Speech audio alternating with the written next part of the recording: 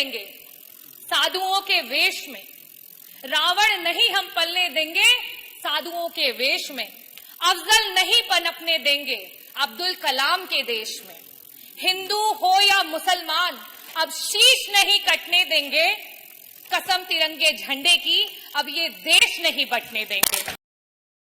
मैं सर्वप्रथम संविधान के रचयिता बाबा भीमराव अंबेडकर जी को नमन करती हूँ, जिन्होंने आर्टिकल 25 में हमें ये अधिकार दिया, स्वतंत्र धर्म का सम्मान अधिकार और हर आस्था का सत्कार।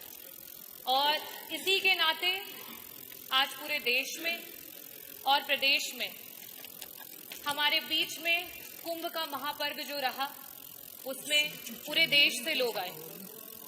मैं सभी लोगों का जो आए उनका स्वागत करती हूँ। यहाँ कई प्रकार की चर्चाएं हुई और बहुत सारे शब्दों का प्रयोग किया गया।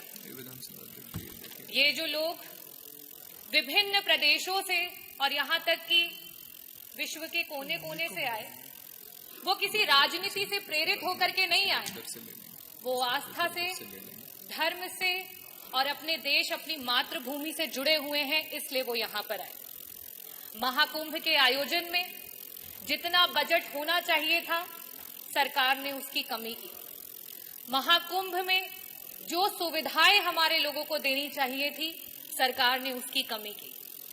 वहां पे गिद्ध नहीं गए थे, वहां पे सूअर नहीं गए थे, वहां पे इस देश में आस्था रखने वाले, इस देश को लोकतांत्रिक समझने वाले, इस देश में भाईचारे को आगे लेकर के जाने वाले लोग वहां पे पहुंचे थे। मैं इस सदन में आज बहुत सारी चर्चाएं हुई, बहुत सारी बातें कही गई। बजट की जबकि चर्चा होती है तो बजट में किस तरीके से डिवीजन होता है उसकी बात होती है। अभी सत्र में कुछ दिन पहले बात हुई कि अंग्रेजी में विधायकगण अपने भाषण दे सकते हैं, लेकिन जब आपके बजट में एलोकेशन की बात आती है, शिक्षा की बात आती है, जो हमारे बच्चे प्राइमरी स्कूल में पढ़ रहे हैं, जिनकी नींव अंग्रेजी से शुरू नहीं होगी, तो वो आगे जाकर के आपके अंग्रेजी में दिए हुए भाषणों को नहीं समझ पाएंगे। लेकिन आप क्या काम कर रहे हैं? जहां 15% कहीं आपकी सरकार बजट दे रही थी, आज शिक्षा में वो बजट गिरा करके 13% पे आ चुका है। ये स्थिति है। अगर मैं बात करूं स्वास्थ्य की, क्योंकि मंत्री जी यहां बैठे नहीं है, जब स्वास्थ्य पे जब विपक्ष चर्चा करने की कोशिश करता है, मंत्री जी उत्तेजित हो जाते हैं। शायद इसीलिए हो जाते हैं क्योंकि स्वास्थ्य पे मात्र 6% का बजट दिया गया है और इस 6% के बजट में भी मंत्री जी 40% का बजट पिछले जो बजट में था एलोकेटेड, उसको इस्तेमाल नहीं कर पाए। अगर हम बात करें ग्रामीण अंचल की, जो उत्तर प्रदेश की 60-70% की आबादी है, अगर हम उसमें बजट के एलोकेशन की बात करें तो मात्र 4% का बजट है। जो 8 करोड़ 8 लाख की आप बात करते हैं, 8 लाख करोड़ की 8 लाख 8,000 करोड़ की बात करते हैं, उसमें मात्र 4% का बजट दिया गया है। और सबसे बड़ी नाइंसाफी अगर इस सरकार में कोई झेल रहा है तो वो हमारा किसान है। पूरे देश का एवरेज औसत अगर निकाल लिया जाए तो बाकी प्रदेशों में जहां किसानों को 6% का बजट मिल रहा है, वहां उत्तर प्रदेश की सरकार में मात्र 3% का बजट है जो हमारे किसानों को दिया जा रहा है। और सबसे आखिरी में और सबसे जरूरी बात, अभी हमारी माननीय सदस्य बार बार पीडीए की बात कर रही थी, तो सदस्य आप भी और यहाँ सम्मानित सदस्यगण, मैं आपको सभी को बताना चाहूंगी कि जहां पूरे देश में 3% का बजट विभिन्न प्रदेशों में, चाहे वो आपका दलित समाज हो, वनवासी समाज हो और अल्पसंख्यक समाज हो, उसको दिया जाता है, वहीं उत्तर प्रदेश में मात्र 1% का बजट दिया जाता है। और उस 1% के बजट में भी आपका 30% का बजट ऐसा धरा का धरा ही रह जाता है, विभाग उसको इस्तेमाल ही नहीं कर पाता है। हम इतने बड़े बड़े बजट की बात कर रहे हैं, मैं आंकड़े रखना चाहूंगी।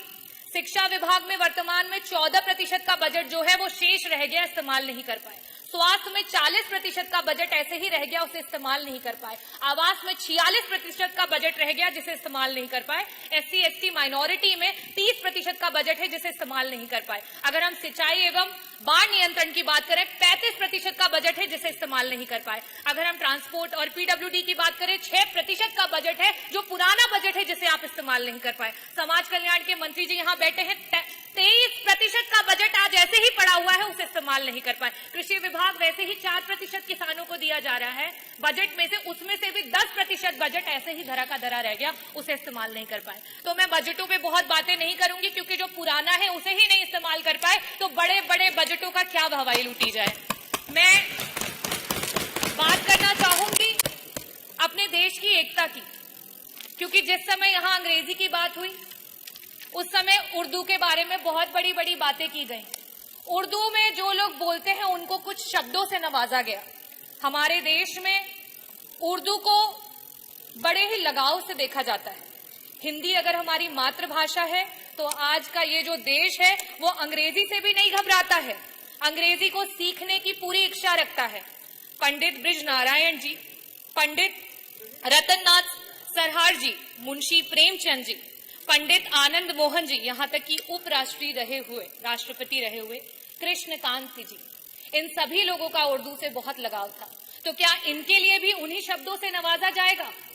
मैं आखिरी में सिर्फ यही कहना चाहती हूँ, ये विकसित देश है, ये प्रगतिशील देश है, और ये युवाओं का देश है, और युवाओं की यही आवाज है कि रावण नहीं हम पलने देंगे साधुओं के वेश में, रावण नहीं हम पलने देंगे साधुओं के वेश में, अफजल नहीं पनपने देंगे अब्दुल कलाम के देश में। हिंदू हो या मुसलमान अब शीश नहीं कटने देंगे, कसम तिरंगे झंडे की अब ये देश नहीं बटने देंगे। जय भीम, जय भारत, बहुत बहुत धन्यवाद।